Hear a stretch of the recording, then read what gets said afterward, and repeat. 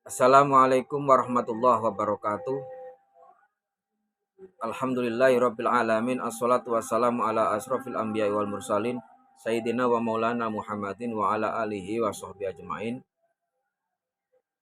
Qala al muallif rahimahu ta'ala wa nafa'ana bihi wa bi ulumihi wa amadana bi asrarihi wa a'ada alaina min barakatihi amin ya rabbal alamin. Kepada seluruh mahasiswa-mahasiswi yang kami banggakan, kita lanjutkan materi yang kemarin, yakni kitab Khulasatul Nurul Yakin bab Hadisul Ifki. Bismillahirrahmanirrahim. Hadisul Ifki utawi iki iku nerangaken cerita goro. Kharaja miyos ma'a Rasulillah sallallahu alaihi wasallam sartane Rasulillah sallallahu alaihi wasallam. Min nisa'i hale tetep saking garwane Rasul. Fi ghuswati Banil Mustalik in dalem perang Banil Mustalik. As-Sayyidatu Aisyah tu rupane Sayyidah Aisyah wa Ummu Salamata lan Ummi Salamah. Kanjeng Nabi keluar bersama istri-istrinya ketika melaksanakan perang Banil Mustalik bersama istrinya yakni Sayyidah Aisyah dengan Ummi Salamah. Wa fi isna'i ruju'il jaisi. Wa fi isna'i ruju'il jaisi lan ing dalam tengah-tengah balike tentara atau mulai pulangnya bala tentara itu di tengah-tengah itu setelah perang, madati sayyidatu Khabadati sayyidatu terus budal sapa as-sayyidatu Sayyidah Aisyah tu Sayyidah Aisyah liqadai hajatiha krana nekani hajati Sayyidah Aisyah walama adati yang semangsane balik sapa Aisyah iktaqadat mongko kelangan sapa Aisyah ikdaha ing kalunge Aisyah. Di tengah-tengah perjalanan, di tengah-tengah medan perang, Sayyidah Aisyah ini sedang berjalan menuju medan perang. Di tengah-tengah itu Sayyidah Aisyah kehilangan cincinnya, kehilangan perhiasan kalungnya. Farajaat mengkembali sopo Aisyah tabhasu hale golei sopo Aisyah anhu saking kalung. Akhirnya Sayyidah Aisyah kembali. Tujuannya kembali adalah untuk mencari perhiasannya yang jatuh tadi. Otomatis kan tidak jadi perang karena Sayyidah Aisyah kembali mencari kalungnya tadi yang jatuh. Wa ba'daan wajadat wa ba'dalan nemu wa ba'daan wajadat lan ing dalem sakwise yen to arep nemokno sapa Aisyah hu ing kalung rojaat mongko balik sapa Aisyah faraatil jaisa mongko wis weruh sapa Aisyah al jaisa ing bala tentara kot takot damaha alin nemen-nemene dhisik utawa ninggal sapa jais ha ing Aisyah.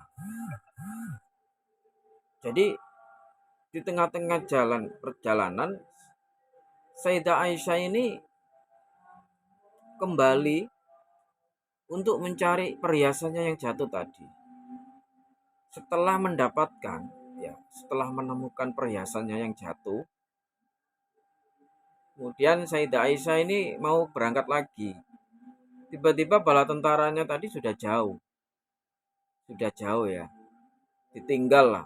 Sayyidah Aisyah ini ditinggal. Faghalabah Fagolaba mongko nglendhe ainaiha ing meripat loro Aisyah apa anaumu turu karena kecapean.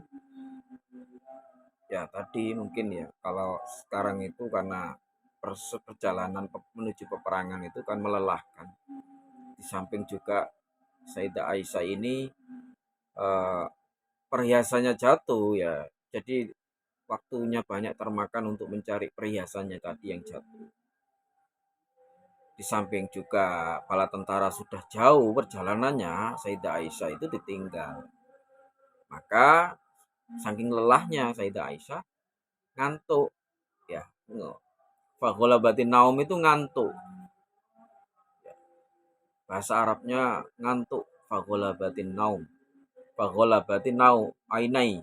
Fagholaba ainai itu artinya matanya itu ngantuk.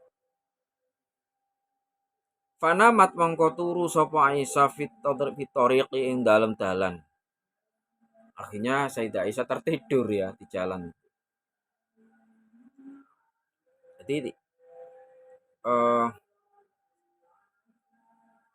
Sayyidah Aisyah karena kesibukan tadi disibukkan untuk mencari perhiasan, maka lelah. Setelah kelelahan, ngantuk, capek, akhirnya tertidur. Sayyidah Aisyah itu tidur di jalan ya. Namanya di gurun pasir ya, sangat luas. Maka nggak ada tempat untuk teduh. Akhirnya Sayyidah Aisyah tertidur di jalan itu. Wakana lan ono sapa Sofwan bin Ibnul Mu'attal. Sofwan bin Mu'attal. Basirun iku mlaku sapa Sofwan. Basirun iku mlaku sapa Sofwan waro al jaisi ing dalem burine tentara. Yatafaqqadu do'iahu. Haliniti-niti sapa Sofwan do'iahu ing barang ilang ngejais. Kemudian ada sahabat Nabi yang bernama Sofwan bin Mu'attal. Itu jalan dan berjalan itu di belakangnya tentara tadi. Jadi tentara pasukan itu berada di depan, sedangkan Sofwan bin Mu'attal itu di belakangnya. Ya sembari jalannya itu sambil ya niti-niti ya, sambil agak kecapean juga Sofwan itu tadi. Falama wasolla mongko nalikane tumeka indaha ing dalam sandinge Aisyah warha lan ningali sapa Sofwan ha ing Aisyah arafa mongko weruh sapa Sofwan ha ing Aisyah. Tiba-tiba Sofwan itu melihat, duh, itu kan Aisyah. Dan Sofwan tuh tahu kalau itu Aisyah, gitu loh. Fa'ana aja.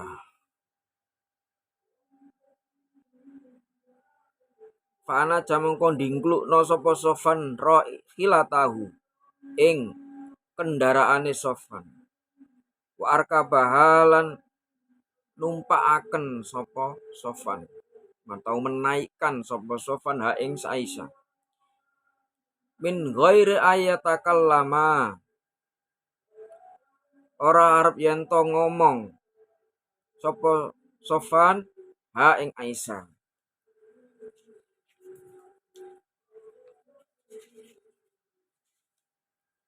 Bikalimatin kelawan sak ucapan. Sofwan begitu mengetahui kalau Sayyidah Aisyah itu tertidur di jalan, lalu kemudian Sofwan mengeksekusi. Diangkatlah Sayyidah Aisyah itu ya, kendaraan Sofwan yang bernama onta tadi disuruh menunduk ontanya itu. Setelah onta kan tinggi. Lalu kemudian Sofwan menyuruh ontanya itu menundukkan.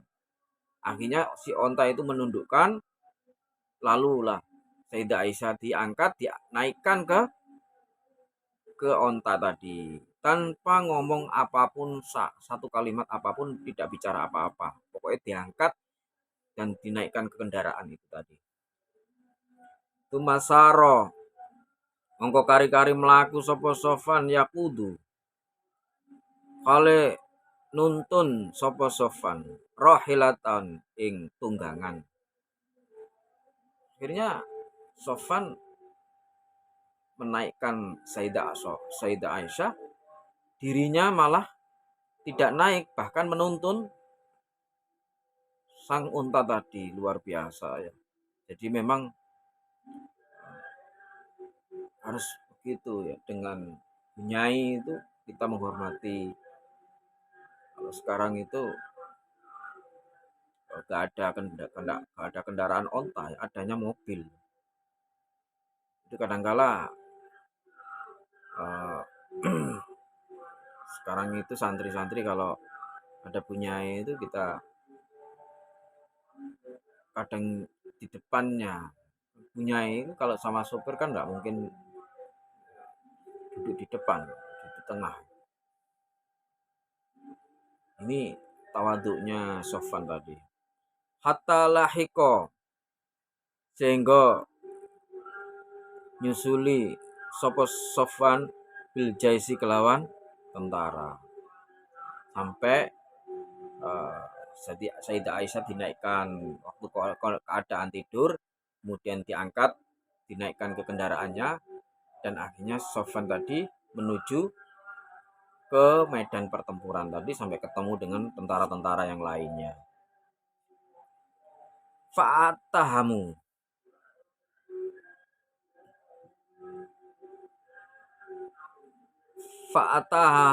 fattahamuha, mongko nyipta Allah sapa Jais, utawa nyono Allah ya, ha ing Aisyah bisofana kelawan Sofan, watawalla lan nguasani kibral ifki ing gede-gedekno utawa besar-besarnya kebohongan sapa Abdullah bin Ubay. Raisul munafiqina ya dadi pimpinane wong munafik.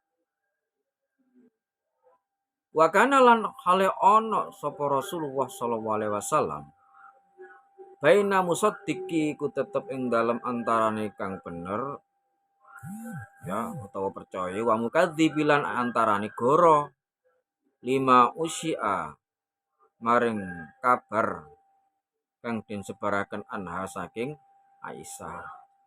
Hatta nazalat sehingga temurun apa ayatu baro'atiha, yakni ayat baro'atiha di suratin Nur, kelawan surat Nur. Setelah Sofwan membawa Sayyidah Aisyah ya di tunggangannya, di untanya, ternyata di hal itu diketahui oleh seseorang yang bernama Abdullah bin Ubay, di mana Abdullah bin Ubay statusnya adalah sebagai seorang pimpinan orang-orang munafik. Jadi pimpinannya itu Abdullah bin Ubay. Nah, Abdullah bin Ubay ini memberitakan, menviralkan berita-berita kebohongan, berita-berita tadi itu antara Sofwan bersama Aisyah tadi. Sofwan bersama Aisyah. Hal ini dibesar-besarkan, diviralkan oleh Abdullah bin Ubay ke masyarakat. Woi, Aisyah selingkuh lah dan apalah gitu. Karena buktinya Sayyidah Aisyah dinaikkan di kendaraannya Sofwan gitu loh. Kalau sekarang itu di dalam mobilnya Sofwan. Akhirnya berita ini nyampe ke telinga Rasulullah SAW. Akan tetapi Rasulullah SAW itu tidak langsung percaya begitu saja. Dilema. Kanjeng Nabi itu terjadi dilema antara percaya dan tidak. Maka disinilah Allah Subhanahu wa Ta'ala menurunkan ayat Baro'atul di dalam surat An-Nur. Mahasiswa yang kami hormati, kalau Kanjeng Nabi mengalami suatu keresahan, Allah menurunkan wahyunya, yakni berupa ayat Quran. Tapi kalau kita resahkan, nggak ada ayat. Artinya apa? Rasulullah SAW orang pilihan. Dia dijaga dari kesalahan. Dia dijaga dari hal-hal yang buruk, yang jelek, dan suudon. Kalau kita kan tidak. Ya. Kalau kita sudah mendengar berita itu, kita telan mentah-mentah. Akhirnya terjadilah konflik lebih besar. Kalau Kanjeng Nabi tidak. Ayat turun. Surat An-Nur. Fafariha. Mongko bunga sapa Rasulullah sallallahu alaihi wasallam. Wa basyarolan bunga ke sapa Rasul ha ing ni Aisyah. Bibaraatiha lawan lebarane Aisyah. Wa amarolan merintah sapa Rasulullah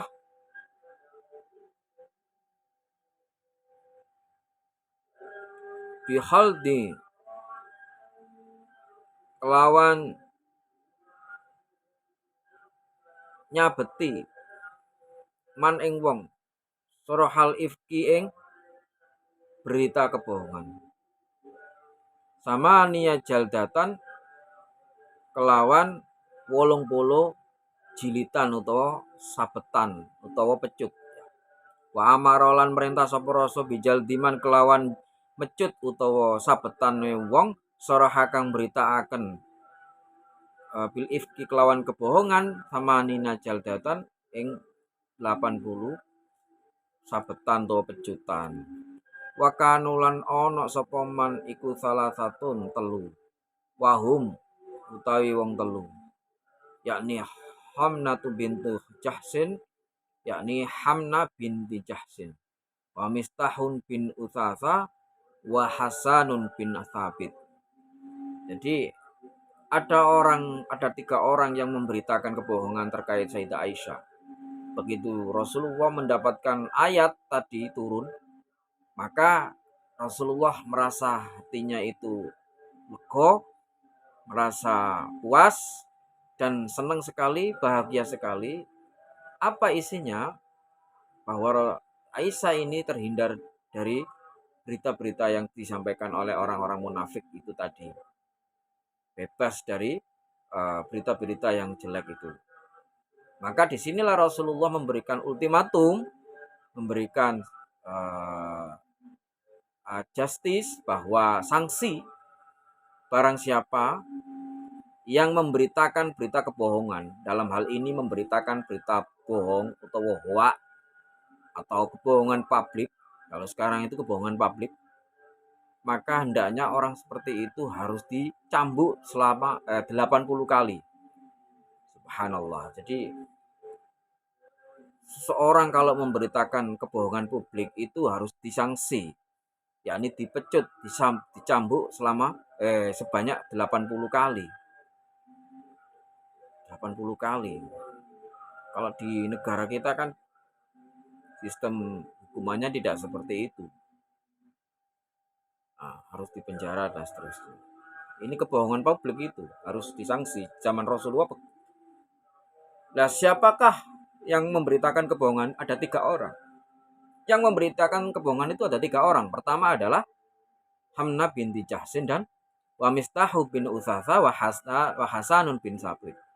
3 orang inilah yang dihukum dicambuk 80 kali. As'ilatun wallahu a'lam bishawab. Al-Fatihah.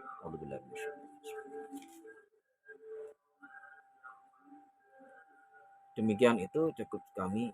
Kurang lebihnya mohon maaf. Wassalamualaikum warahmatullahi wabarakatuh.